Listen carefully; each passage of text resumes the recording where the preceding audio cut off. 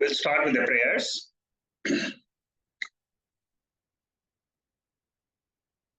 Om Sahana Bhavato Sahanau Bhunaktu Saha Viryam Karavavahe Tejasvinavaditamastu ma Vittishavahe. Om Shanti Shanti Shanti.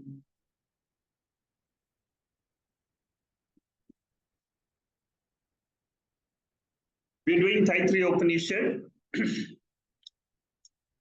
a very beautiful Upanishad, second chapter, which is the main chapter of the Upanishad. We are going through Shankaracharya's Bhashyam, a very profound commentary on this Upanishad. The analysis of Upanishad which you get from Shankaracharya's Bhashyam study, you can never get it anywhere else.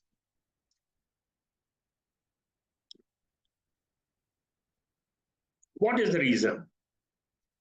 The reason is he goes into the depth of trying to reveal our nature with the help of three things. Number one, Shruti.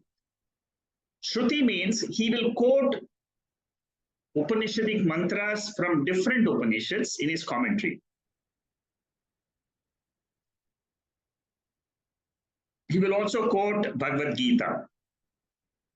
He will go to the source of the Shruti.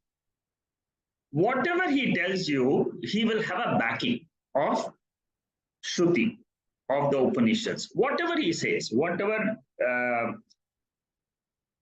he tries to reveal, the process of revelation is very profound. The second reason is he uses the second methodology called as Yukti. Yukti means reasoning. Our intellect will not accept anything without a reason. You may say that the sun, you can say that the sun is not bright. You can say, but then there is no. There is no anubhava or there is no yukti. There is no reasoning. So any statement you make should be in line with reasoning. If it is in line with reasoning and with Shruti, you have crossed 66%. 1/3 Shruti, 1/3 Yukti. What is the third leg on which the conclusion, on what does the conclusion rest on? Anubhava. Our own Anubhava is also taken up by Shankaracharya. So, Shruti, Yukti, Anubhava. So all of us, when we study Upanishad, we should be experts in these three fields. Experts means what? Understand the conclusion which the Upanishad gives with the help of these three methodologies. Use Shastra, use reasoning, and use your own personal experience. Today, I will try to give you some overview first, and then we will go into the Bhashyam after where we stopped, which is the Pranamaya Kosha. We have done the Annamaya Kosha. We are going to start the Pranamaya Kosha today, the second sheet. But before that, I'll just tell you an overview. I have shown this chart before. Taittriya Upanishad, 80 mantras. 33 in the first chapter, 31 in the second chapter, 16 in the third chapter. The 33 mantras in the first chapter is only a preparation of what are the values a seeker should have. how one can do upasana, how one can do karma yoga. That is the topic of the first chapter. The second chapter is the main teaching. Third chapter is a confirmation of a student with the help of a guru to confirm whatever he has learned from the guru in the second chapter. He tries to bring it up in his own words and explain, yes, everything is true. Right now we are doing the second chapter. I have covered this portion before. The mantras in the first section, second section. Today we are going to start the second section, second chapter, second section. First section is over. In the second section, the first mantra was on Annamaya Kosha. Today we are going to do Pranamaya Kosha. Then there will be Manomaya Kosha. And then Vijnanamaya Kosha. And then Anandamaya Kosha. After Anandamaya Kosha, there is an analysis of Mahavakyam, and ultimately the oneness between the creator and the created is explained in the seventh section. There is a Mahavakya which is given, and then that is explained. Jivatma Paramatma Aikyam, that is the how the Upanishad tries to conclude the teaching. Then there is a beautiful analysis of Ananda. What are the grades of Ananda which are possible? And it says that a jnani who knows the self to be Brahman, who has a clear picture of about his own Swarupam, he gets all the Ananda of all the worlds. That is what the Upanishad says. Because he gets the happiness from Atma, he abides in that throughout his life. He has no regrets about what he has not done, and no omissions, no guilty feeling about I didn't do this, I did this, I didn't do this. That feeling which we all have as a ajnani, he doesn't have. So this is 31 verses of the first chapter, the second chapter. The third chapter is about Bhrigu and Varuna. Varuna is the guru, Bhrigu is the son. In this chapter, the most important verse of the 16 verses is the second verse of the first section, which defines Brahman as from which all the beings are born, in which all the beings they live, and in which all the beings resolve. It's a very, very famous definition, which if you try to understand this definition, you will discover your nature. Very, very beautiful definition, very often quoted by Shankaracharya. So that is the most important section, part in this entire 16 verses. Then it says that from food only living beings are born, which is Annamaya Kosha. The Annamaya Kosha is living based on the prana.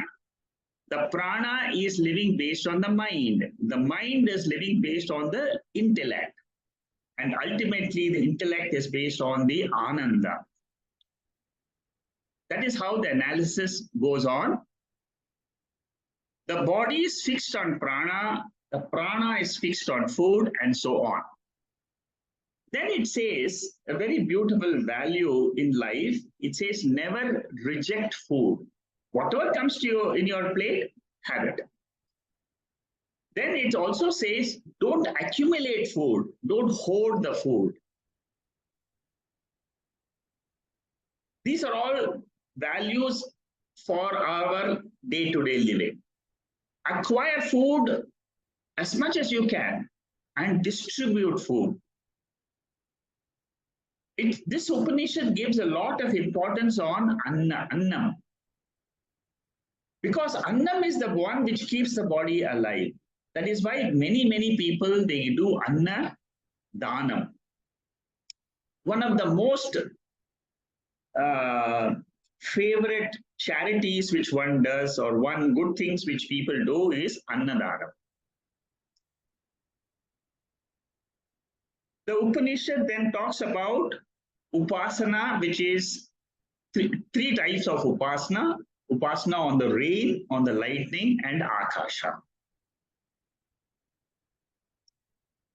When you have done the upasana, you should understand ultimately that the entire Jagat stands on the Supreme Brahman. In the 10th section, on the 5th mantra, the same Mahavakya which was mentioned in the 2nd chapter is repeated. Sayashchayam Purushe. The one, the self in the man and the self in the sun, Suryaha, is the same. Which means what? This Surya exists because of the self. The human beings exist because of the self.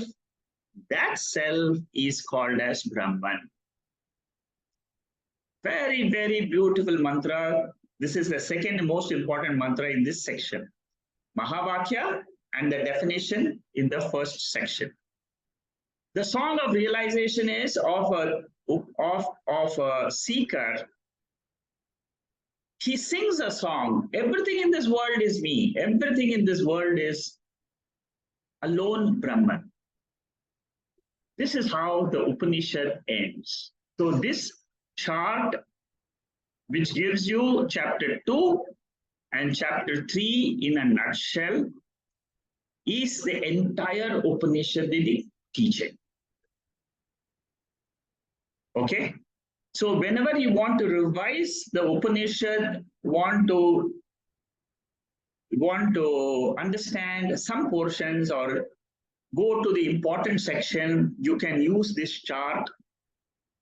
Very beautiful chart which gives you all the mantras, all the sections, and it gives you what is the important factor in each mantra. Okay, so this is what I wanted to tell you in the beginning. Then today we'll start with this Pranamaya Kosha.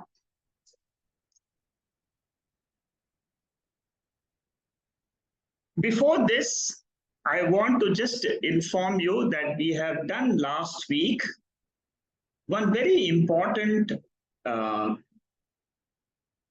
reasoning for Vedanta. I will expand on this in this month, in this Pranamaya Kosha. There is a portion which will come. I will expand on this, and that is Mithyatvam of the whole universe. Okay. The second verse, this particular verse says that the food, the Annamaya Kosha, is filled with Pranamaya Kosha. This is what we should understand. What is the Annamaya Kosha filled with? It is filled with Pranamaya. What is Pranamaya filled with? Manomaya. What is Manomaya filled with? Vijnanamaya. What is Vijnanamaya filled with? Anandamaya. What is Anandamaya resting on? It is not filled with. It is resting on Atma. So this is how we try to go from the gross to the subtle. Each of these koshas, as you go deeper and deeper, it becomes subtler and subtler. When we study the Upanishad, we must know that the methodology of the Upanishad is you should be able to resolve all the koshas into Atma. So that is what is happening now. The resolution of Annamaya into Pranamaya is what is mentioned in the second verse of the second section. Okay? And then it talks about how to do that upasana. Prana is the head, Dhyana is on the right, Apana is on the left, Akasha is the trunk, the earth is the support. Whenever the Taittriya Upanishad also talks a lot about upasana. Upasana means trying to understand the Upanishadic verse in your own mind and then try to figure out what is the essence of this verse. Okay, so that is the essence of this particular verse 222, and this 222 is explained in my notes. In my notes which you have got, it is got a very, very elaborate section notes. In my notes, you will find this, and anyway, you can see it yourself. Now, this is the meaning. This is the Bhashyam Shankaracharya, what he has written about this particular mantra and how he explains this. You can read this.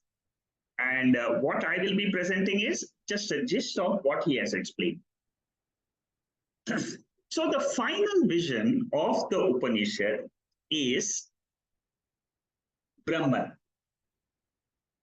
If you're not sure of Brahman, you can always ask me, because that is the ultimate goal. You should know what the goal is when you're studying the Upanishad. And what is that goal about? The goal is about me, the person who is studying this Upanishad. The goal is about the universe which I am seeing. What we do for resolution is, first we do Adhyaropa. Adhyaropa means what? Superimposition. What do we say? This Annamaya kosha is superimposed on Pranamaya. Then we will say Pranamaya is superimposed on Manomaya. That is the process. Superimposed means what? It cannot exist without the prana. Can you ever think about a body without prana? No. That is how you should use the reasoning. That is how you should say, yes, the body depends on the prana. When the prana leaves, the body disintegrates. All of us have seen this in life. So there is Shruti Pramanam, which is Taittriya Upanishad. There is Yukti Pramanam, which is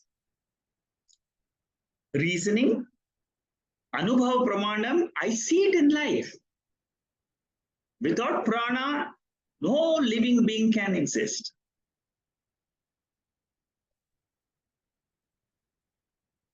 How do I get to know the ultimate, which is the grain which I want to remove?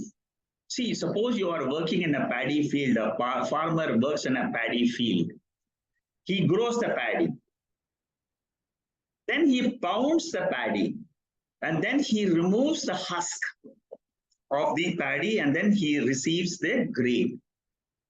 This dehusking, which is called as tushikaranam, why is it done? To get the innermost grain, which is called as tandulam.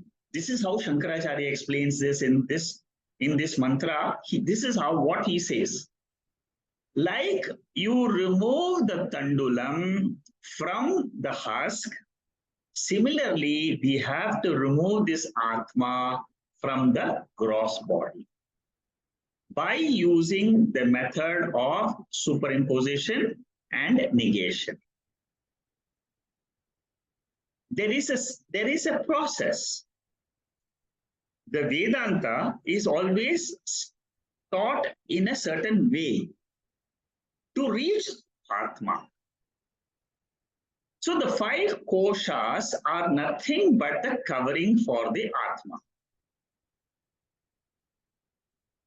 This is one method. Another method is the avasthas, the waking state is a covering. Dream state is a covering. Sleep state is a covering. Covering for what? My essential nature, which is Atma. What do I get by knowing this Atma?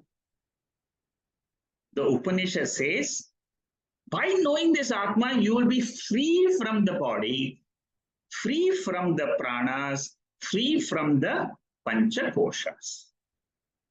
And you will be able to stand on your own legs, which is called as Atma.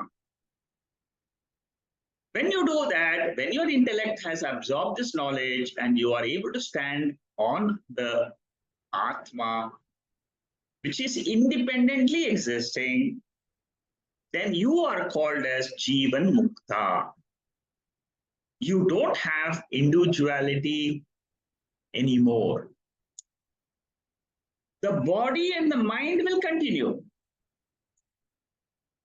The body and the mind will continue till the last breath. With all the thoughts, with all the roles, with all whatever you're supposed to enjoy as far as the part of the karma will go on. Upanishad never says that your body will disappear. Upanishad says prarabdha karma will take care of your body and your mind. Knowledge part will relieve you from samsara. Okay, these are very, very deep lessons of the Upanishads. They are very deep because I'm taking Shankara Bhashya. These are all extremely deep subjects which Shankaracharya analyzes for a student who wants to know his nature, for very serious students only. If you want to just know the mantra of Upanishad or something, you can read the book and then you can understand, like I told you that in the chart, But we are doing a very, very deep analysis. So your mind should be ready. Next, Annamaya Kosha is already completed in the previous section. Now we are discussing what is Annam? Annam is the gateway to enter the external universe. Without the body, you cannot enjoy or you cannot be in the universe.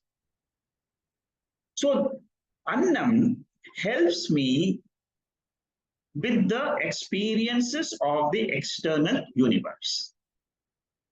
But Brahman, which is the essence of the universe, I cannot know if I am looking outside in the world. I have to come to the Shastra. Antaraha Atma, inward journey is required. And what is an inward journey? Inward journey is what we are now attempting to do.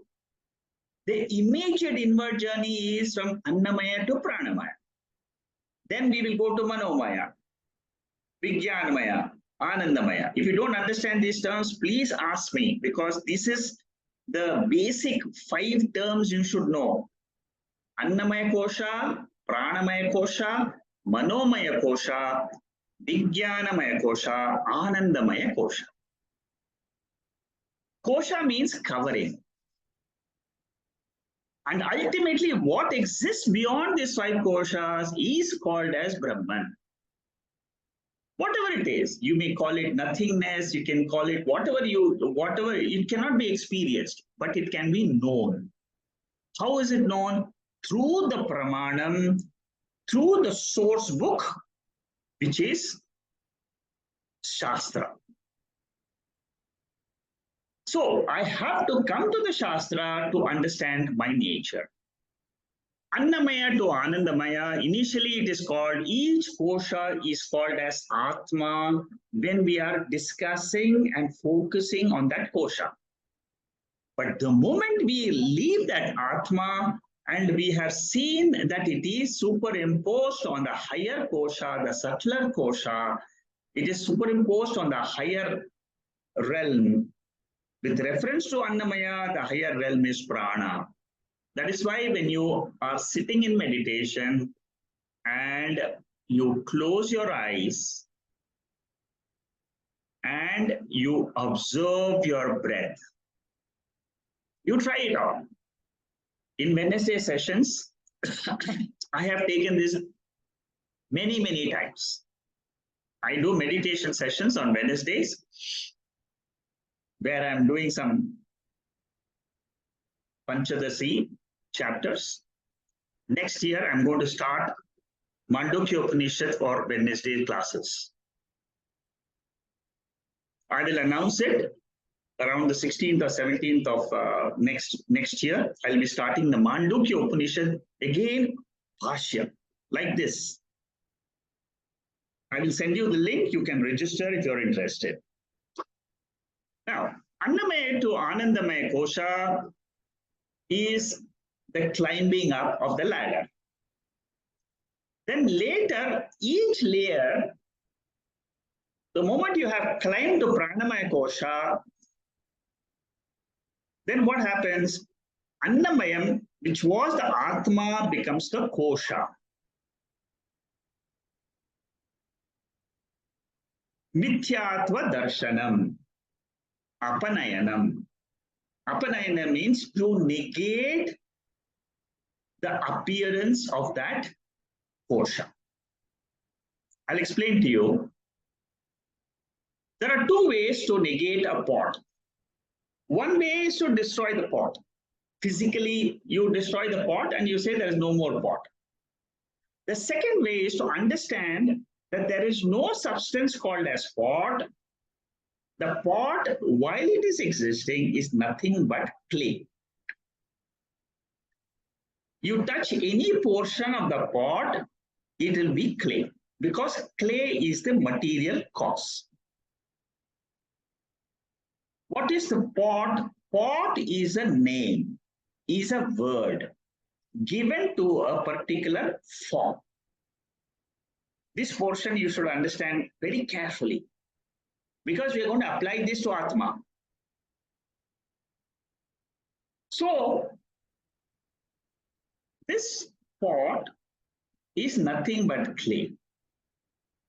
So, cognitively, if I understand, in my intellect, if I understand, pot is nothing but clay, what exists in the world is only clay, then I have got rid of pot mentally. Now let us come to the world and the five koshas. The five koshas are experienced, no doubt. My eyes are seeing it. My eyes are seeing my body. But the Upanishad says to negate the body, negate the prana, negate the mind, negate the intellect, negate the happiness which you experience. And then you will come to see the Atma. I don't have to physically make the five koshas disappear, because I can cognitively understand that there is nothing in this universe, like I did in the case of the pot. I substitute the word pot with body, mind, prana, world. When you come to Vedanta, what do? You say the only thing is not the clay. As the clay in the pot clay example, we use clay. In the world, what we say, what exists is Brahman alone.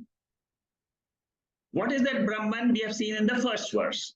Satyam, Jnanam, Anantam, Brahma. It is an inward substance. It is a reality. It is the subtlest in creation. Why can't I experience that? Is the next question. See, this is how you have to progress. I can't experience it because to experience, I require the mind, I require the body. To experience the world, I require the sense organs. But to know Brahman, I use the pramanam called as Veda. Veda is the source, like I'm using the eyes to see form and color, the ears to hear the sound in the world. I use the Veda pramanam to know that my source, my real inner essence is this Brahman. Very, very important point. I'm deliberately going slow today because I want you to pick up. These are all very essential in Vedanta. Shastra reveals Brahman as the innermost self. And how do I negate the five koshas, the pancha anatma? How do I negate? With the light of knowledge of the ever-existent, self-existent, Satchid Ananda Atma. Every word I'm saying is very important. Just listen very carefully. Self-existence. It is not dependent on the Panchakoshas. It is not dependent on the world of Panchabhutas. It is self-existent. How do I know that it is there? Upanishad, Prashno Upanishad, Mandukya Upanishad, Brihadaranyaka Upanishad, Chandogya Upanishad, they all have got verses which tells me that in the sleep state, when I have negated the five koshas, who am I in the sleep state?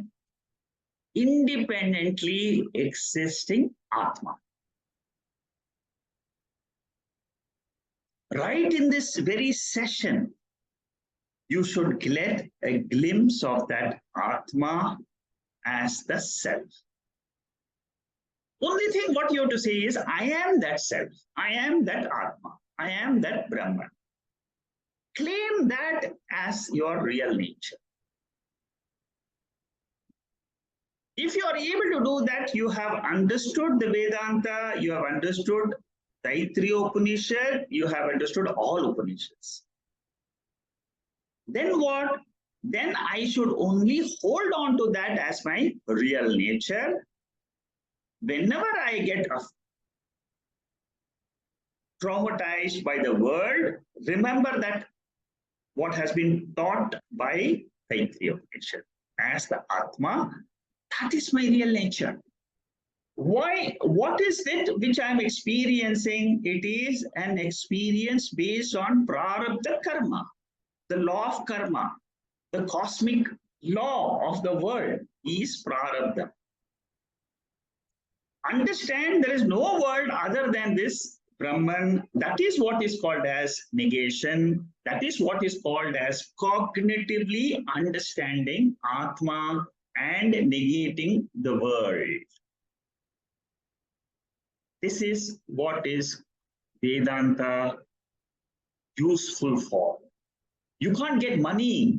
You can't become rich by learning Vedanta. But you can know that you are the Atma. According to Veda, this is the greatest fulfillment in life. Not the money which you have in your account, because that will disappear one day. It is just there, that's all. It is a part of the Anatma world. But who are you? I am the Atma. So the world is temporarily accepted in the Adhyaropa stage. You superimpose the world, superimpose the body and the five koshas on Atma. And then you negate the world with the help of reasoning. I will tell you the reason now. Once you get the reasoning, there is nothing else required. Because you have the Anubhava, you have the right reasoning, and you have the Shruti. If you have got these three legs, Vedanta is crystal clear.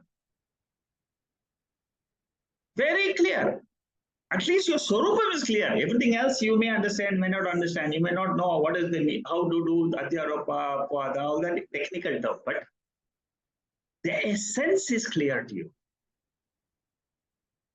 You can claim that as the self, as your Atma, and without any doubt. Why? Because Veda is telling you. Veda. And you give 100% faith to the Veda Shruti mother.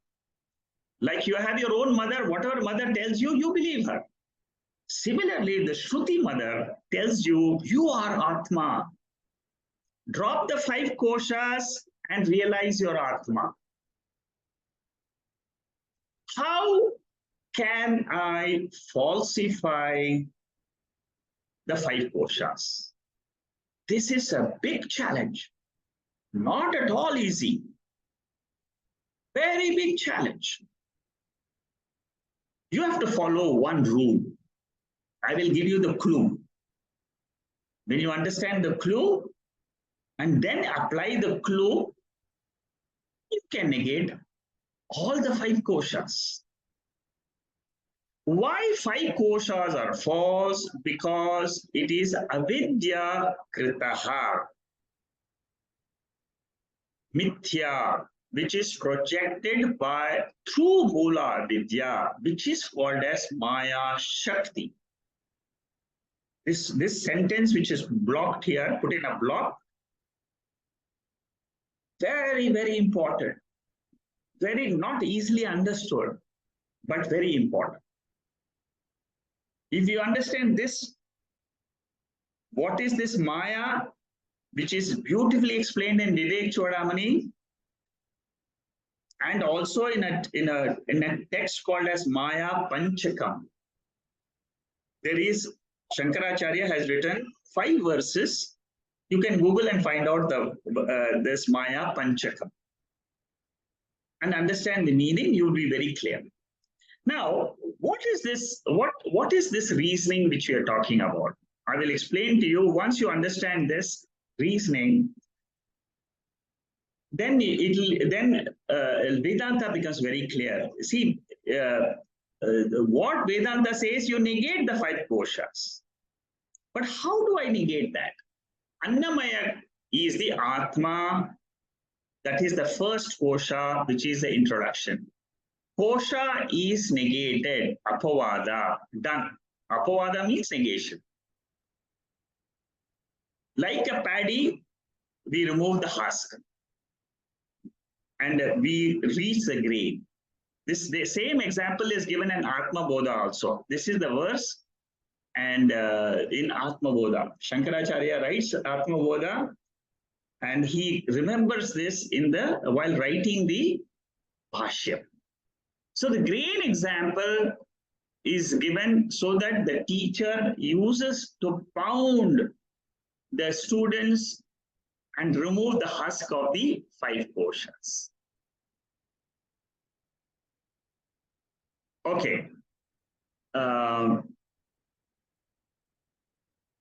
Before I go to this, I will give you the reasoning which has been given by Shankaracharya in Mandukya Upanishad. Try to understand this logic. How do I negate the world? He uses the logic. Whatever is seen, drishyam, is mithya. Don't forget the definition of mithya. I've given you the definition. Mithya means it can be experienced, but it is factually not true.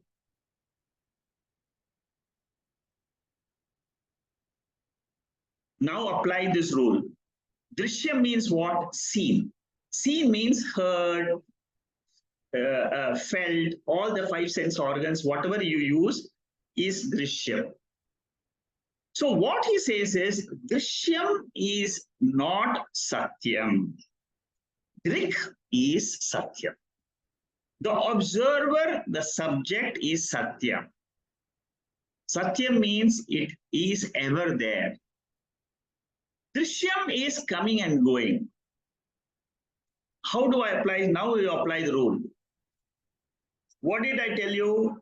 In the sleep state, you are living in your Sarupa Atma, starting point.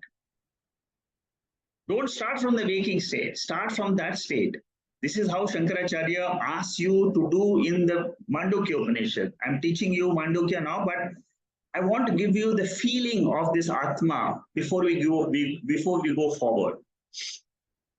You must get that right now, here and now, so that you remember that what we are discussing is not something which is after the death of the body, Videha Mukti and all that. No, no, no. Right now, understand and you become free.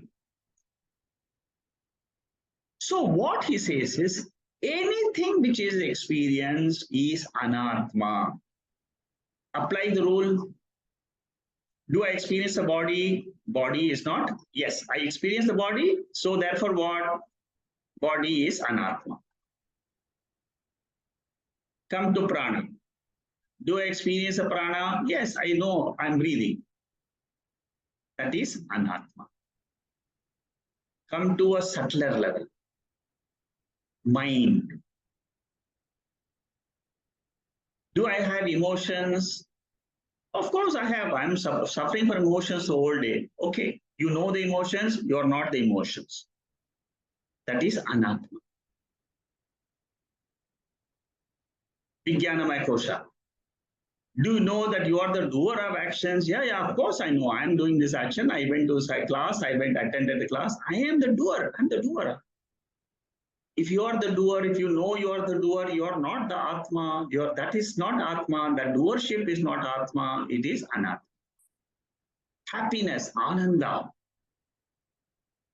I experienced when I had the ice cream, I had Ananda. If you experienced it, what does it say? Vedanta says it is not Atma. So when you have negated the five koshas, you reach Atma. Similarly, apply it to the waking state now. The whole state. That is what Mandukya is famous for.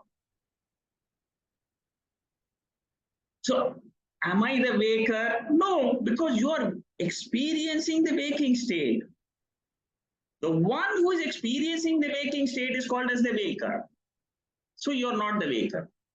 Go to the next level. Dreamer.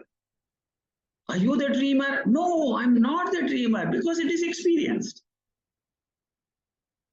If it is experienced, the experience belongs to the dreamer who is part of that world. So that world is negated intellectually. Yeah. Third, sleep state. Are you experiencing sleep state? Yes, of course I'm experiencing it. I get up in the morning and I say I slept very well. If you are the sleeper, you are not Atma, that is Anatma. Who am I?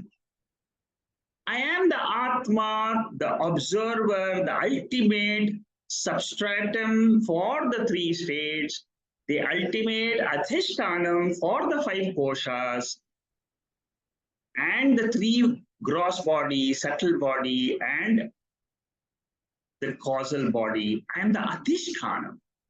That adhishtanam, if I come to know right now in this very session of this Taittriya Upanishad, that is my Swarupa, intrinsic nature, cannot be negated at any time.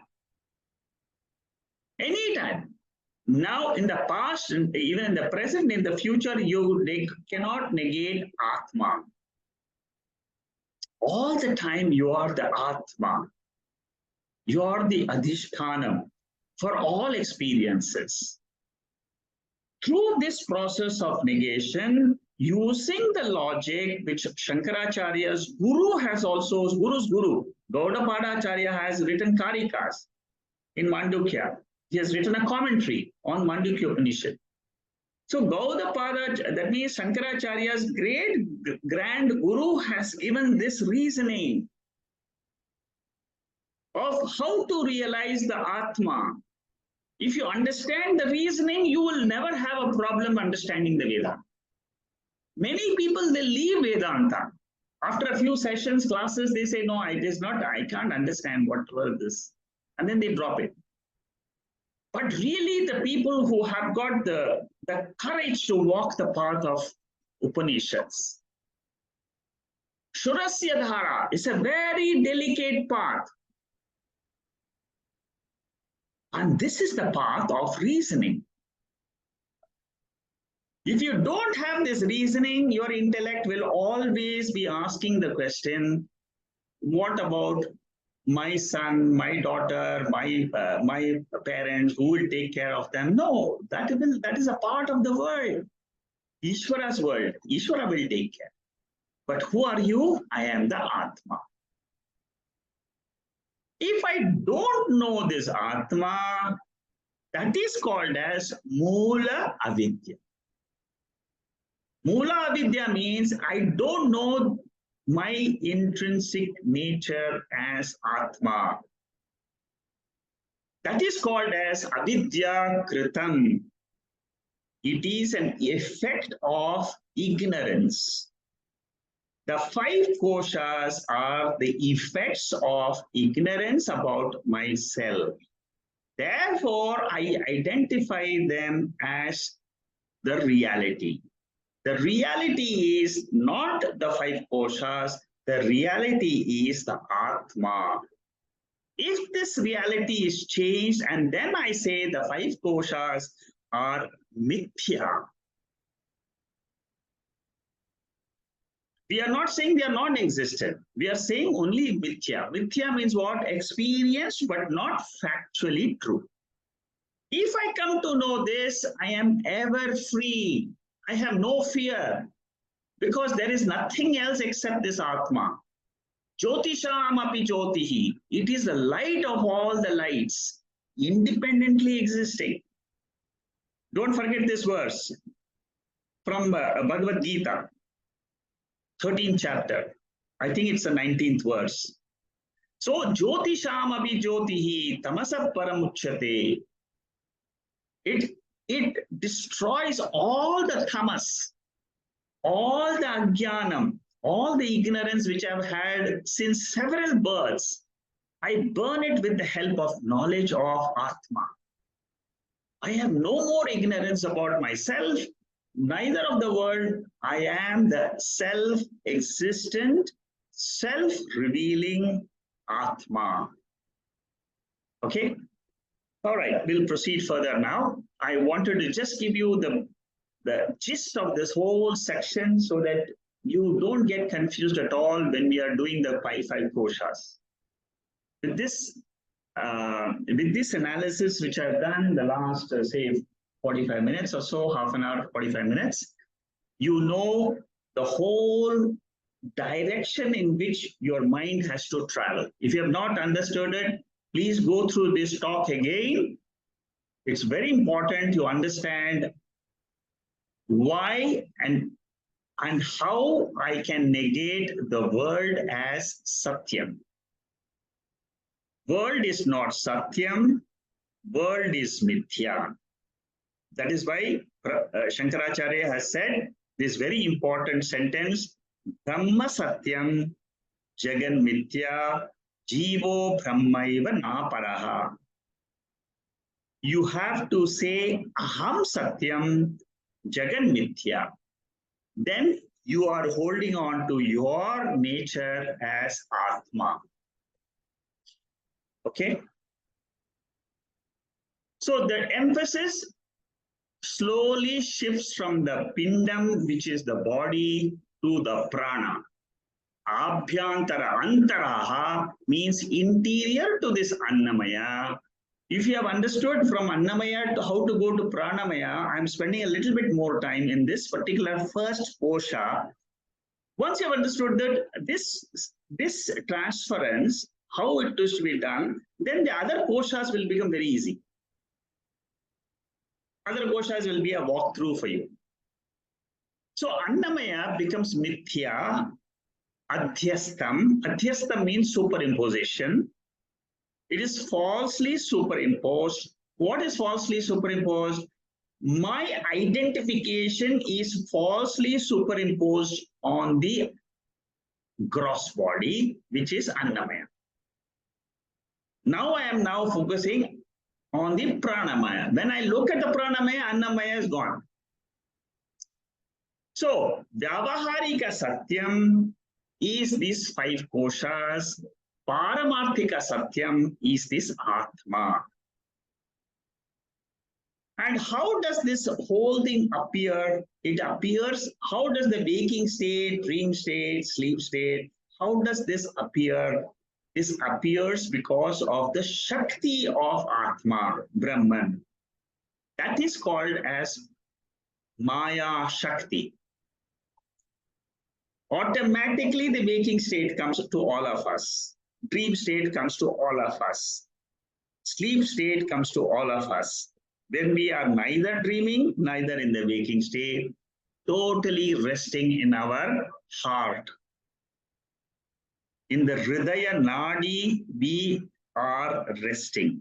That is what is called as sleep state. The mind travels through the Nadi and rests in the heart. Prashna Upanishad beautifully describes what is the sleep state.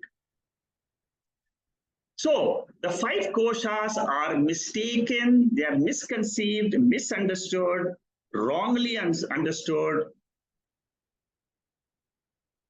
as Atma. Through the study of Taittriya Upanishad, Mandukya Upanishad, I try to correct this error. Once I correct this error, I will become free. I can teach others to become free. Free from what? From sorrow in life. Why do we identify with the sorrow? Because we understand, we think that my mind is real. I am going through sorrow. What Veda says is, mind is going through sorrow, but you are not sorrowful. You are the Atma, the witness, the observer, the consciousness principle, which is the Adhishtanam, which is beyond time, which is ever existing, which is self-evident. So much the Veda tries to teach me. So all Veda, what does it teach me? Brahma Satyam, Jagan Mithya. At any time you touch any part of the Upanishad, you can understand it is either it is talking about Brahma Satyam or Jagan Mithya.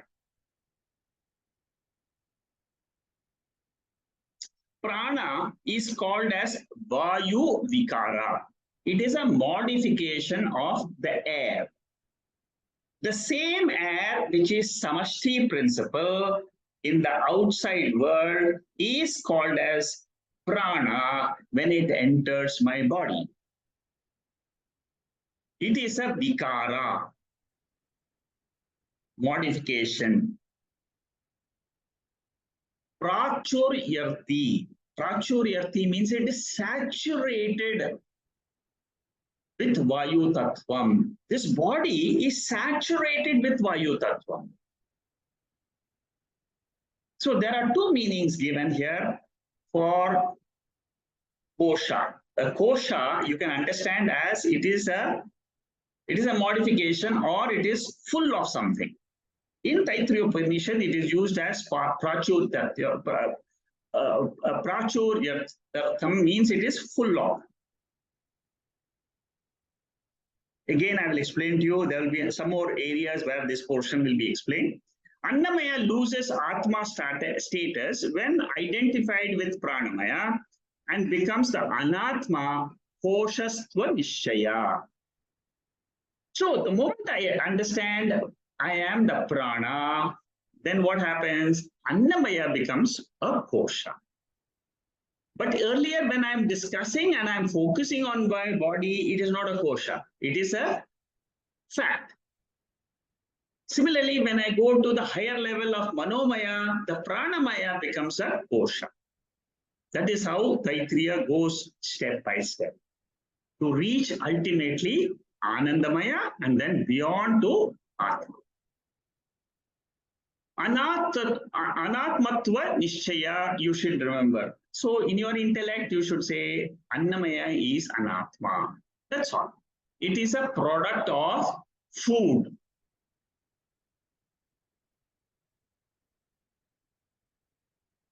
This is mentioned. What is the pramanam for this? The previous verse. Tasmat vaye tasmat atmana akasha sambhutaha. That verse in the end it says akashad vayu vayu dagni, and then oshadaya. That means from oshadaya purusha comes. So it is an effect. Effect means it is a product. Karyatva nishya. It is a karyam. It is a karyam. What is the product? It is a product of food. Similarly, the pranayama, this whole, it becomes a kosha for me when I take this annamaya as a name and form. It does not exist independently without the prana. I explained this to you. That is why it is called as nama rupa nishchaya. It is nama rupatva nishchaya. See, these are all the reasoning. Mithyatva nishchaya, nama rupatva nishchaya, karyatva nishchaya. These are all what I discussed in the previous last talk. I mentioned it briefly, but this is, I'm applying that to each kosha now. A kosha borrows existence from the higher kosha. Therefore, the lower kosha is called as mithya. For example, a chain is called as mithya. Ring is called as mithya. It is mithya. It is appearing as a ring and a ring and a chain. Chain is something which I wear in my neck. A ring is what I wear in my finger. Therefore, a name is given, but the essence is gold. So if you have a gold drishti, if your focus is on the gold, then what happens? You have lost the drishti of it being a bangle or a ring. The ring or a bangle borrows existence from where? From the gold. Similarly, all the five koshas, they borrow existence from Atma, which is ever free from the koshas, but it only borrows the existence. Like how reflection in the mirror, it borrows existence from where?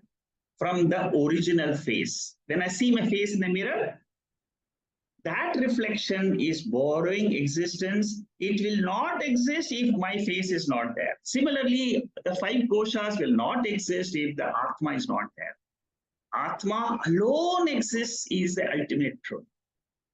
Without the five koshas, without the world, that is the ultimate absolute truth which I will get into after going through the five koshas.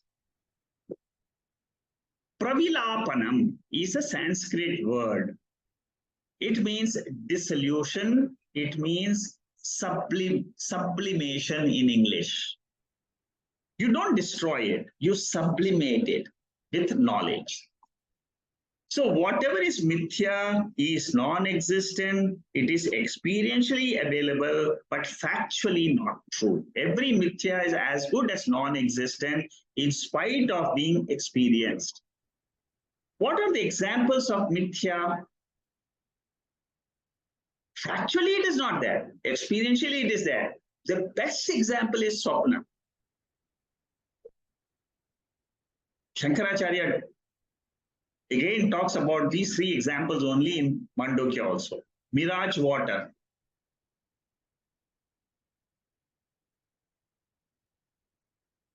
Mirage water. I see in the sand when I go across, I see as if there is water in the sand. Dry sand appears as a mirage water.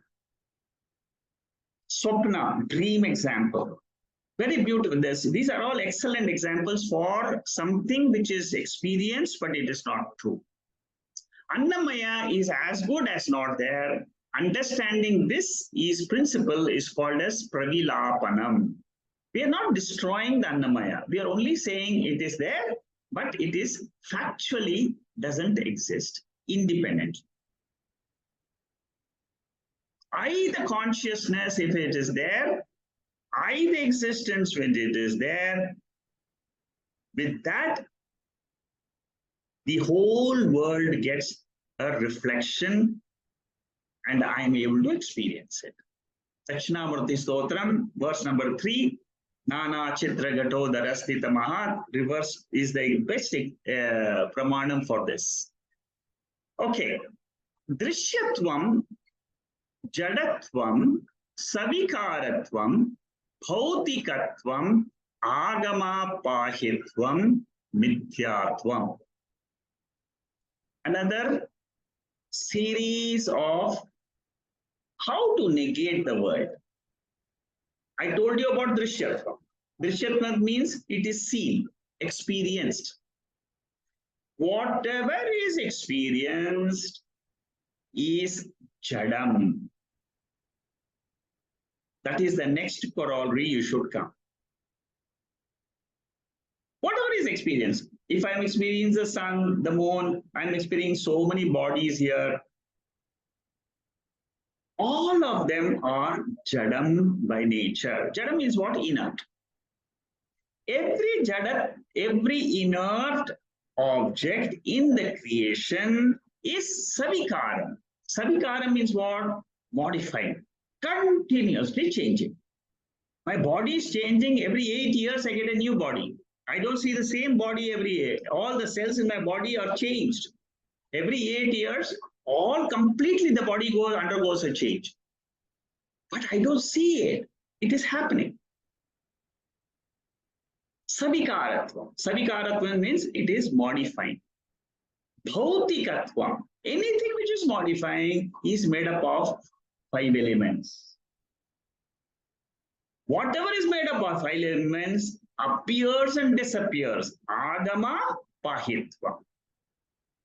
If I apply all these principles of Drishyatvam, Jadatvam, Savikaratvam, Bhautikatvam, Agama Pahitvam, together it is called as Mithyatvam. Okay? Today's session has been very, very logic oriented, reasoning oriented, but very important factor in understanding Vedanta. Because Pravilapanam means resolution of the universe intellectually has to be done to understand I am the Atma.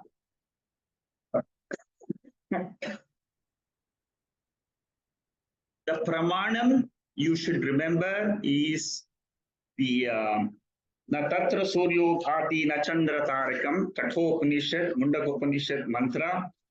Then I told you about this 13th chapter, Jyotisham Abhi Jyotishi, 18th verse. Yeah, I'll just read out the mantra for you. Jyotisham Abhi Tat Jyotihi Tamasa Paramuchyate Jnanam Neyam Jnanagamyam Hridi Sarvasya Vishtitam. 18th verse of the 13th chapter. Always remember this. I am of the nature of consciousness, independently existing consciousness. That is my Swarupa. If you can hold on to this throughout your life, you are free. You are free from samsara. You are free from dukkha. You are free from birth and death, which is a very big thing. You're free from birth and death. Why? I am Atma. Why do I say I'm Atma? Because I have done this process of pravilapanam. I have resolved the universe itself. So why should I have anything to do with the universe? I do my duty. That is a different matter. I continue playing my roles. But I have this knowledge at the back of my mind, like I have the knowledge of the gold being everything, all the appearances of ring and bangle, everything is only but the gold. While doing the transactions, I realize I am Paramarthika Satyam, which is Atma. I am not the five koshas. I have learned through the process of Taittriya Upanishad, I have learned intellectually how to dissolve the universe, how to dissolve the five koshas. Okay, this is a very important section. Anatmatvat Nishchaya, that means first I say body is not Atma, it is Anatma. Then I say it is Karyam, Karyatva Nishchaya. What is meaning of Karyam? Karyam means effect. What is the Karanam? Brahman, Atma. Then what is the third thing I say? Nama Rupa, like bangle, chain, body. I have a name, Vishnu, Shanti, all the names. These are all names, but they are not me. Mithyatva Nishchaya. Mithya means what? Appears, but it's not factually there. It appears. Why does it appear? Because of the law of karma. Pravilapanam. I have learned how to sublimate these five koshas. When micro Annamaya is resolved, Samashti Annamaya is simultaneously resolved into Annam, which is the Virat. That means when you resolve the individual, the totality also gets resolved. In the waking state, the physical body is always together with the external world. So when you resolve the waking state, what happens? I am not the physical body. Then the world outside also is resolved. Then you come to the subtle body, the dream state. I am not this dream body. If the dream body is not me, dream state is also not me. That is how Samashti and Vyashti together are resolved. Ultimately, where are they resolved? Where does the whole world get resolved? In Antaryami Ishvaraha. That is why in Bhagavad Gita chapter 10, the Lord says, I am this whole universe. They are in me. The whole universe is in me. In me means what? The Karana Prapancha Ishvara, which is called as Antaryami. Okay, so that is how this whole section is to be understood. I'm going deep into the pranamaya, and once you have understood this type of reasoning, this type of understanding of the Atma, you will never ever forget it. That's it. It remains in your subconscious mind. The teaching goes into the subconscious mind. So this Annamaya is filled with Pranamaya. Annamaya is called as the container. Pranamaya is the content. Then Pranamaya becomes the container. Manomaya becomes the content. We'll see in the next stage. But I'm just telling you how the Upanishad progress. Then Manomaya becomes the content. Vijnanamaya becomes the Vijnanamaya becomes the content, Manomaya becomes the container. Okay, and lastly, Anandamaya is the container. Then you should not say what is the content. It is not called as content. Atma is called as Adhishthana. It is the substrat. That we will see when we come to Anandamaya. Inside Annamaya is Pranamaya. Purnaha. Purnaha means it is filled with. Like the leather bag filled with air in the bellows, sometimes this you can see it in India. When they're trying to polish silver, they will bellow the air.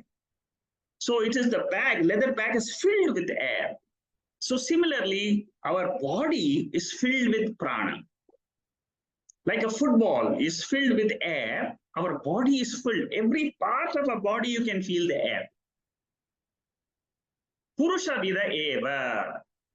This pranamaya is nothing but the Purusha, the Atma of Annamaya. And then it has got the shape of the human body. If it is an ant body, the pranamaya will have the shape of the ant body. Elephant body, the pranamaya shape will be of the elephant body. And then the prana has got 5 parts. Like the Annamaya in the previous case, I said there is a head, there is a central portion, left portion, right portion, middle, and the lower. In the case, in this case, now the Bhashyakara, Shankaracharya, takes up, this is where he talks about the shape of the Annamaya and all that. Okay. So Pranamaya has got borrowed shape of the Annamaya. Okay, that is what is explained in this previous chart, which the previous portion. In the next section, the prana is divided into 5 faculties in the body. We know this. We have studied this in Tattva. One prana, when it is in different parts, the locus of prana shifts from the heart. In the heart, it is called as prana. In the lungs area, where it is breathing, exhalation, inhalation takes place. And that is the most important portion of the prana. Then, when it exists in the lower portion, which is used, then it is used for excretion. There, Prithvi Devata is the controller, Ucham. Dhyana is the third portion where it goes into circulation through the entire body. Udana is the security portion. Suppose you are having some dust particles and by mistake you breathe them. Especially in Singapore, it happens during the when the air quality becomes very bad, you start inhaling the smoke part of it. So security means whenever you sneeze, for example, why do you sneeze? Because you have a Udana Shakti. You throw out, suppose you take something in your stomach, you have problems, and then you throw it out. That is Udana Shakti. Samana means digestion. It is there in this central portion, in the stomach. So one prana has got Vikara. So it is Vayu Vikara, it is Prachuryam, it is saturated, full of. If it is called as Vikara, it is a product. And this is the word which I was telling you, Prachuryam. Earlier also, it is full of. The body is full of. That is the meaning we should take of Kosha here. Kosha means in this case, it is full of this. Annamaya is full of Pranamaya. Exhaled air is a specific meaning. Okay, inhalation, apanaha is the vritti. The thoughts in the mind are also determined by the prana. If your prana is stable, your mind will be stable. That's why you do pranayama in yoga. To control the mind, indirectly, what do? You control the prana. You'll see this exactly. Many people who are listening to this, they are all yogi masters. They are all listening here. People who are listening, most of them are yoga teachers. Now, you all know the importance of pranayama in Yoga Shastra. When you do pranayama for, say, 20 minutes in a day, you will find that your mind is absolutely stable. If you have a stable mind, you can take good decisions, all types of decisions, whether it is in the family, whether it is in the business, whether it is in the society, you will have a very good mind. You will not be emotionally carried away. That is one of the best uh, use of pranayama principle. Upanishad is a pramanam and uses this type of head, right, left, central for upasana portion. Okay. Prashno Upanishad also glorifies the prana in this mantra. I put here the mantra. Then which prana and which devatas are connected is mentioned by Shankaracharya. Taittriya Upanishad also talks about prana in this verse.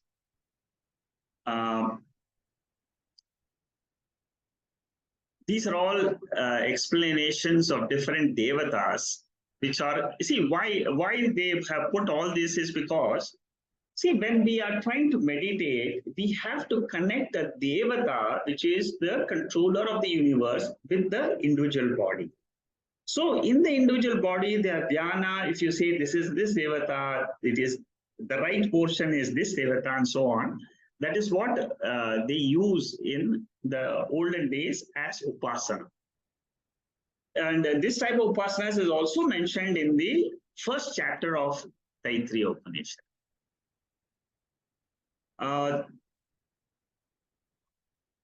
There is this mantra which talks about the different,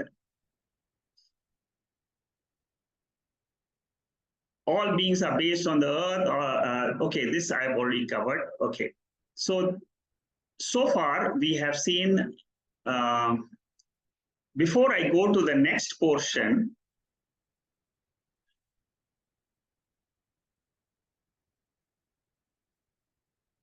okay, let me just introduce this portion and then we'll stop after 5 minutes.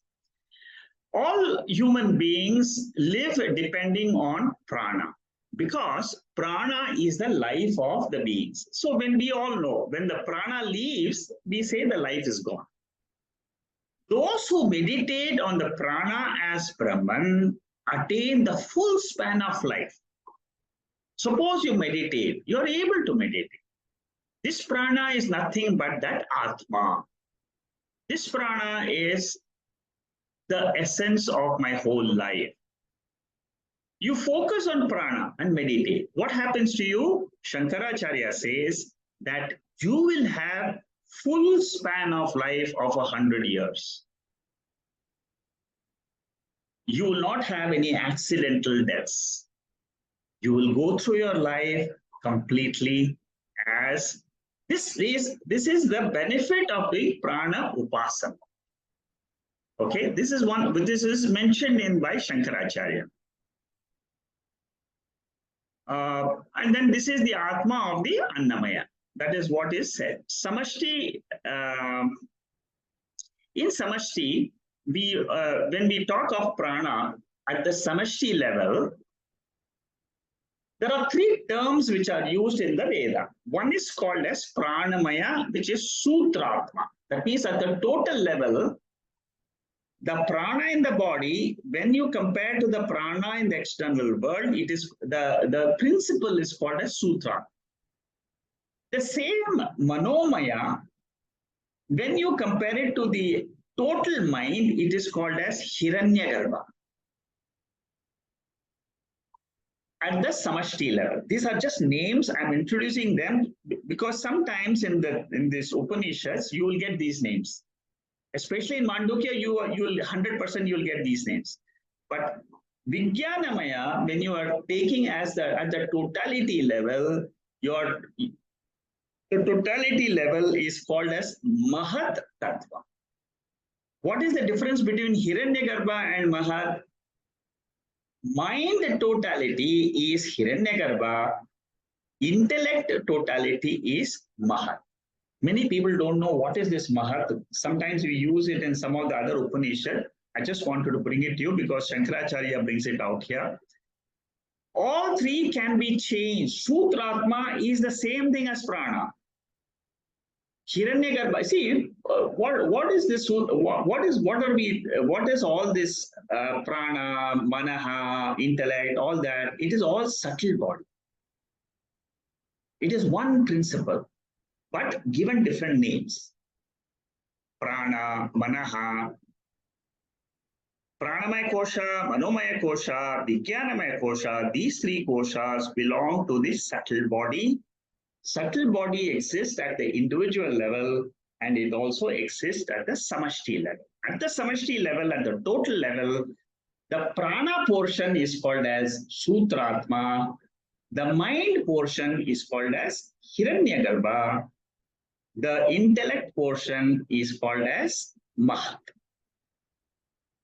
Technical terms, but it's useful to remember, useful to know what we are.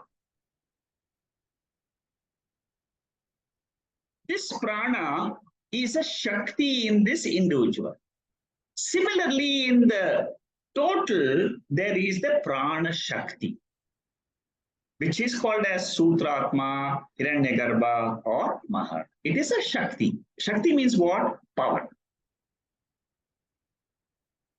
And powers are all controlled by Devatas.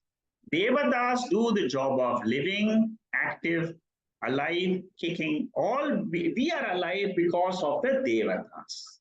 The body is alive, body has got this prana because there is a samashti prana. That's a total Devata which is responsible. The whole universe is controlled by Ishvara. But Ishvara has got like the chief ministers, he has got the Devatas controlling different areas of creation.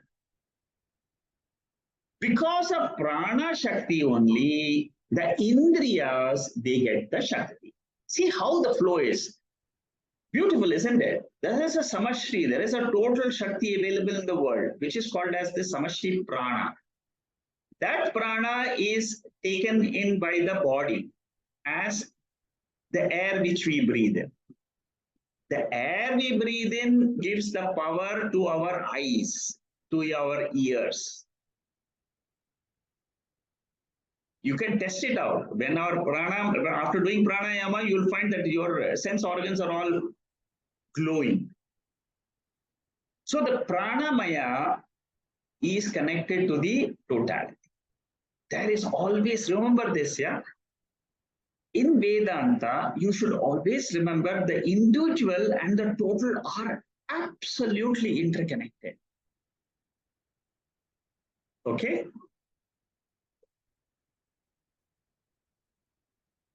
In Taittriya Upanishad itself, in the 8th section of this chapter, there is a beautiful verse. It says that through the fear of him means what? Through the fear of that Brahman or Atma, whatever you call it, through that sentient being, Lord, from him only the sun rises, because of the fear of him, the sun rises. Because of the fear of him, the fire, the moon, they proceed to do their duties. Agni Devata does the duty of courier service, taking all the oblations you put in the fire to the Devatas. Similarly, the death principle, Yamadevata, also is a part of that samashti prana, the samashti devata. I mean, this is just to connect you that the individual and the total are connected to. Therefore, when you resolve the individual, you resolve the totality also. Karma Indriyas are backed by samashti prana shakti. Jnana Indriyas are also connected by the samashti prana shakti. Jnana Indriyas are controlled by the Hiranyagarbha and Mahat. Karma Indriyas are controlled by Sutratma. These are all terms, but just to help you connect the Vyashti with the Samashti. See, so much is involved in Pranamaya Kosha. So much of depth Shankaracharya goes into when we understand this Upanishad. Deva means it is Jyotanat Deva, illumining factor. All the Indriyas are called as Devas. The sense organs are capable of illumining the world, therefore it is called as Deva. Prakashavat Indriya Deva. Okay. This is just a side thing. Human beings also supported by Sutra Atma. Our Kriya Shakti, these are the three Shaktis of the Sukshma Sharira. What are the powers we have? We have the power to act, which is called as Kriya Shakti. We have the power to, that Kriya Shakti belongs to Pranamaya. We have Ichha Shakti, desire to do things, desire to acquire things. That is Manomaya Shakti. Jnana Shakti is Vijnanamaya Shakti. All these three Shaktis belong to which part of the body? Sukshma Sharira. Okay? One Sukshma Shariram is divided into these three portions.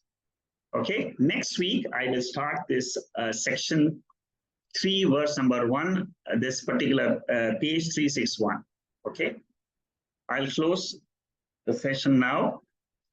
Om Purnamada Purnamidam Purnat Purnamudachade Purnasya Purnamadhaya Purnameva Vasishyade.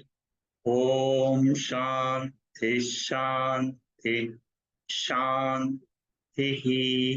Harihi Om Shri Gurubhyo Namaha. Harihi Om. There are no questions in the chat board. In case you have any questions to ask, Shanmugam is unmuting everybody.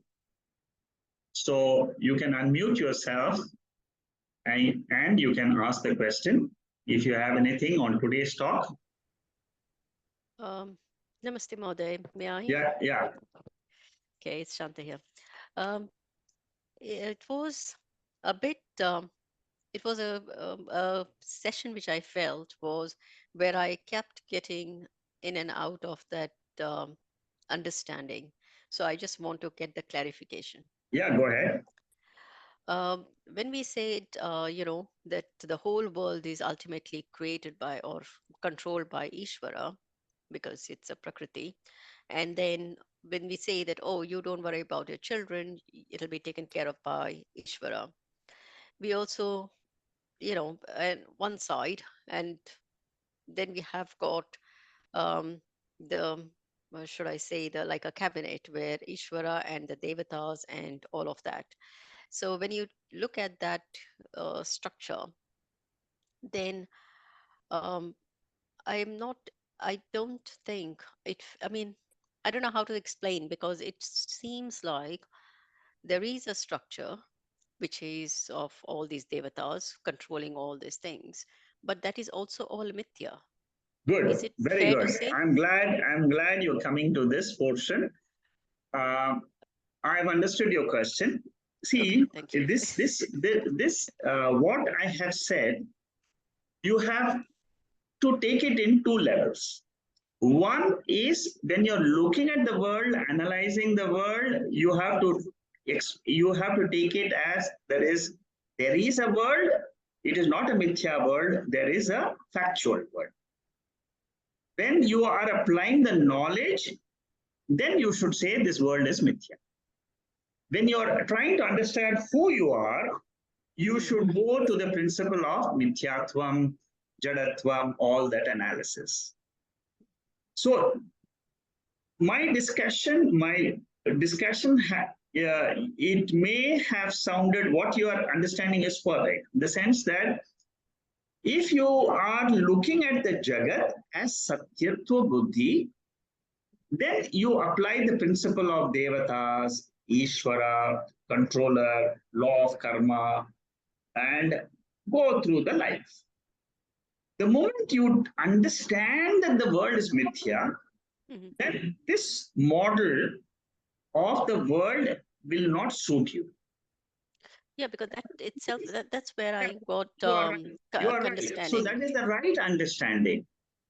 When you are see that that format in which you understand the world as if it is a law of karma and all that, upasana yoga, all that is the triangular format. Mm. Jiva, Jagat, Jagata and Ishvara. Ishvara. This is what I call it. I don't call it. It has been one of the gurus has named it as triangular format. And the majority of the Gita verses, out of the 700 verses, almost 400 verses are all on this triangular format. Mm. Okay, but Yeah. this is called as the lower Vyavaharika Satya. Mm. When you transcend the Vyavahara, your mind is able to do, has got the agility because now you have understood the Shastra. Having understood the Shastra, you don't fall into that again. Go to the Atma Anatma format, binary format. Everything is Anatma, I am Atma. Everything is Anatma. In my talk today, 80% of the talk is based on the Atma Anatma format, which I started with. Yeah. That And then you reasoning ended with which I gave tri. you, Yeah. Anatmatva Nishchaya, Mm. Mithyatva Nishchaya, Nama Rupa, Yeah. Yeah. all that Sorry. is Yeah. That's what I was thinking. That's why I said that too. I yeah, needed to because anything that is experienced is mithya. correct. So therefore, This is um, this is this after all knowledge. this. Correct. This is after knowledge. So once you have the knowledge, then the Mithyatvam comes and the Satyatva Buddhi comes of Atma. Yeah, Your so this ignorance is triangular format does feel is not right because the everything is mithya, and when we start, if you can experience it, as we said, if you can see it, it's mithya. If you can hear it, it's mithya. So therefore, I feel that even this, this model of Ishvara and all these devatas, and each devata is doing his job, that is also mithya. exactly. You're right. You Okay. see, the question is asked in the Veda itself. If Mithya is the truth, why do we talk about it as Ishvara, Jiva, Jagat, and all that? It is asked in Hmm. the Veda itself. Then the Yeah. answer is given by Shankaracharya. He says, not every intellect can understand this Mithyatvam. Therefore, the world, to start with, the Bhagavad Gita, the Upanishads, they start from where the seeker stands today before taking him into the Mithya world. Okay. So, initially, for the preparation of the students, you understand it as the Jiva Jagat format. But the moment you have understood, come to the level of the Pravilapanam, the resolution of the world, at that time, you start applying the binary form. And when do I get to the next level where I feel that, because this is very clear that because the thing what I really was very helpful rather than the Neti principle, I felt the other one, which was, with Ken Upanishad, accepting that whatever is experienced, if you can see it, if you can hear it, if you can touch it, if you can taste it, it's mithya. So therefore, everything is negated because that is what your body and your indriyas can perceive. So now that it is clear, so how do we move above this? Okay, good question again. Very good. See, this is again a question of a seeker who is growing, who is maturing and understanding the Veda. What Veda suggests is that after you have understood, you need a little bit more listening, Shravanam, to make this understanding more firm. So keep listening more and more, which means which Mm. anyway you're doing. You're attending the Wednesday session, you're attending the Saturday sessions, and keep listening to this Shastra more. What will happen is your intellect will slowly be firm on this Atma principle. Mm. And then what will happen? The anatma principle will become diluted. It will be there, but it will become diluted and diluted. And it is the intellect which holds this. The moment your intellect is able to hold it without any distraction at any point of time, the moment you want to know Atma and you want to remain as Atma, you're able to do it, means you are a Jivan Mukta. That means you have got the fruit of the study of Upanishads. The fruit of study, only you will know it. You have it doesn't mean that you will not do your duty. You will do your duties. At the lower level, the Vyavaharika level, the duties will continue. At the Paramarthika level, at the subconscious level, you will know I am the Atma. Don't forget this very important point. 13th chapter, 18th sloka, Jyotisham abhijat jyotihi. Jyotisham abhitat jyoti means what? It is self-illumining, self-existent. Light of all lights. Yeah. It does not depend on anything else. It does not. Atma doesn't depend on the body. It doesn't depend on the indriyas. It doesn't depend on the mind. It is existing by itself. It is self-revealing. And that is, if that is my nature, I will never forget it. That is why in that other Kathopanishad mantra, Natatra Suryo Bhati, the light cannot reach there at all. Speech cannot reach there at all. Because it is not a part of the world. It is not a part of the anatma. These mantras, Natatra Suryo Bhati, Jyotisham Jyotihi, these mantras will help you to hold. The more you meditate on these mantras and you're able to, it all depends on how your intellect is able to hold on to this conviction. I am the Atma. I am the Atma. If it holds on, fantastic. That is what is called as Jivan Mukti. That is nothing else apart from this. You have known the truth from the Upanishads. Then you can do whatever you're, see, then the question is, what does the jnani do in this world? That's a very big topic. The answer to the topic is jnani will act in the world exactly as per his prarabdha karma. That's it. That is the only answer. Whatever is the prarabdha karma of this particular body, it will come, it will go. It will do its duty and it will go. That's it. Yeah, it's quite interesting because Very as beautiful. you See, it's so scientific, and that's why I'm saying that this Mandukya, I'm very keen to start Mandukya Upanishad, and I will be starting next year.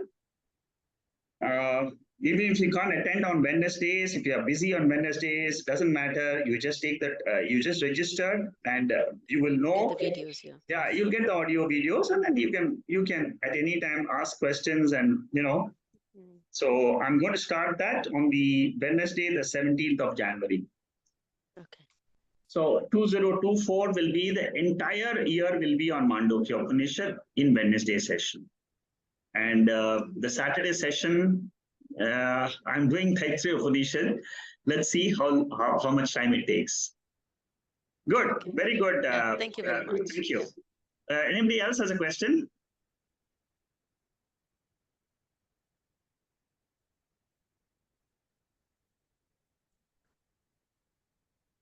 No. Looks like. Okay, if there are no other questions, we will stop for the day. And we'll continue next week.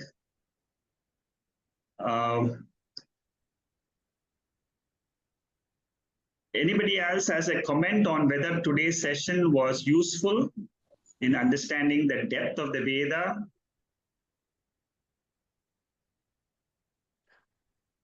For me, it was. And okay, somebody's ready to speak, I think. No? You're right. Okay. It's okay. It was okay. You have discussed it very clearly for us. Okay, good. The so it is quite able to follow. Very good. Excellent. Chandra, you are one of the very old students, and I'm glad to hear this from you. Um, good. It was a good revision. Raghunath says that. Uh, okay, so we'll start. We'll start. Ganesh says that's a good lecture, a good talk. So we'll continue this Taittriya Upanishad next week, and then let's see how do we take it forward. These are very intense discussions because these are based on Shankaracharya's Shankaracharya's commentary on those Upanishads. See, that's why I have decided to take the Mandukya also, because I have done Keno Upanishad and Taittiriya and Mandukya. So I felt that they are so beautiful and so much in depth. So Okay, will you be doing, yeah. will you be doing the Mandukya Upanishad here as well at the same depth, or will it be done only on the Wednesday class? Oh, I don't know have the answer to this question. I hope I can do it here also. I don't know how many people are common between the two Wednesday and Saturday groups. Let me finish the Taittiriya first, but I have no answer to that question. If at all, we can even do another. Uh, we can even do the Saturday session also for Mandukya, no problem. I mean, let me first start with the Wednesday sessions, and let me finish the. You see, Taittiriya is equally good. Taittiriya, because Yeah. if you understand the Mandukya Upanishad, I will be using the Mandukya commentaries also when I'm teaching Taittiriya Upanishad. So you will not miss much in the sense that, like for example, today I said about the three states. That is also exactly like the five koshas. Uh, so the five koshas, the three states are in one Upanishad. He says the three states. In another Upanishad, he says five koshas. That's all. No, but the beauty is when you know different, you learn it from different Upanishads. You have the belief, or shall I say, The the conviction, thinking. The conviction becomes very very strong, and you strong, can very you strong. can Absolutely. select what suits you. Like for example, the neti didn't suit me, but I did like the idea of this, so it Yeah, was I very mean, easy, because it's some people correct. native suits, but Yes. everybody has got a different way of thinking, Yeah, and so that's right. it gives you that platter of Correct. what suits you. You can to reach there. Ultimately, we all want to reach one place, that Yes. is Jivan You see, Mukta, and this is so an intellectual exercise. In fact, I want to tell people who want to come for the Mandukya, what I want to tell them is you have to be open for 1 year at least. Just keep your mind open. Just listen without your own viewpoints coming in between. Keep your completely mind open and listen. Then you will understand Vedanta. So you have to be a scientist. You have to be a subjective scientist to be able to be a student of Mandukya Upanishad. Bharat is thank you. asking whether I'm going to do all the 4 chapters. I don't know at this stage. I'm going to start with the first chapter. I will see how it grows. See, the first chapter is the most important chapter in Mandukya Upanishad, which is called as Agama Prakaranam. Once you have understood the Agama Prakaranam very well, the second chapter is about how you conclude that the world I see is false. Today, what I was talking to you is from the second chapter of Mandukya Upanishad, which is Vaitatya Prakaranam. Vaitatya means it is false. The world is a false entity, exactly like the dream. And then he gives this reasoning there.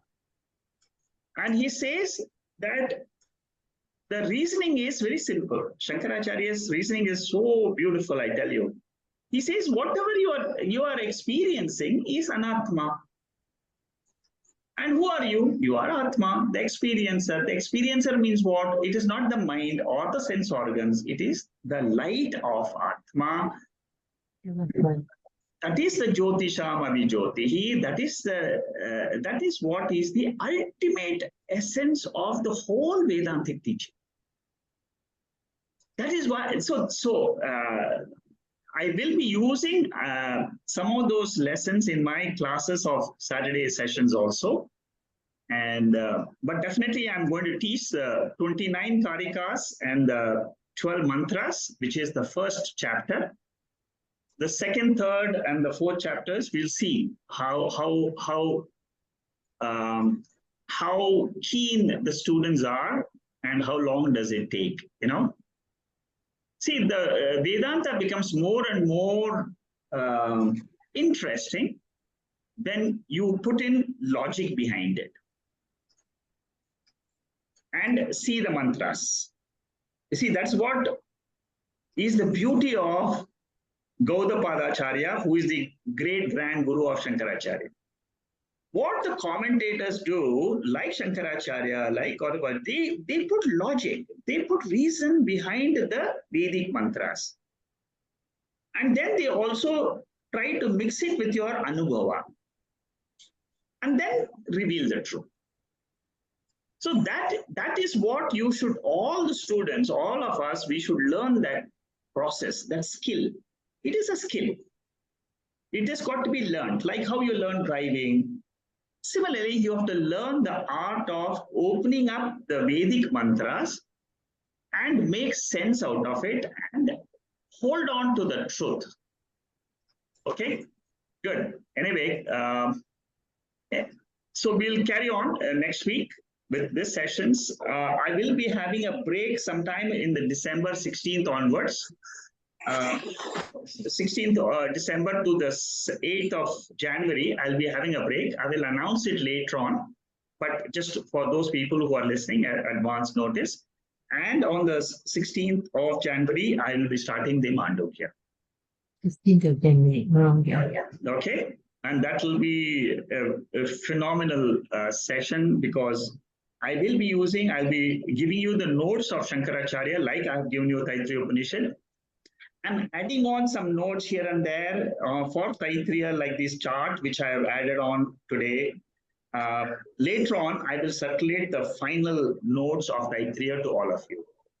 Okay, yes. Thank you. Thank you. Okay, thank you.